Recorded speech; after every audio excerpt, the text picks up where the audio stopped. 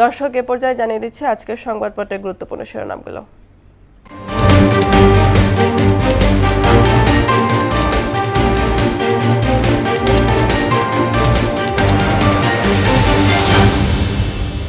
প্রথম আলো শিরোনাম করেছে খেলাপি ঋণ বেড়ে এখন 6.5 লাখ কোটি টাকা।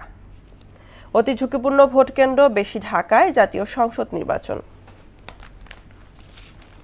দৈনিক ইত্তেফাক শিরোনাম করেছে নির্বাচনী প্রশাসন সাজাচ্ছে সরকার, লটারিতে পদায়ন 64 এসপির, ওসিদেরও পদায়ন হবে লটারিতে। পূর্বাঞ্চলে প্লট বরাদ্দে জালিয়াতি, শেখ হাসিনা, পুতুল ও জয়ের মামলার রায় আজ। সমকাল শিরোনাম করেছে 20টি আসনে মনোনীত প্রার্থীর বিরুদ্ধে বিদ্রোহীরা তৎপর, বিশ্বের সবচেয়ে জনবহুল শহর হওয়ার পথে ঢাকা। বাংলাদেশ প্রতিদিন হাসিনাকে ফেরত পর্যালোচনায় ভারত, প্রতীক নিয়ে বিপাকে ছোট দলের বড় নেতারা, 25 বছরের সর্বোচ্চ খেলাপি ঋণ।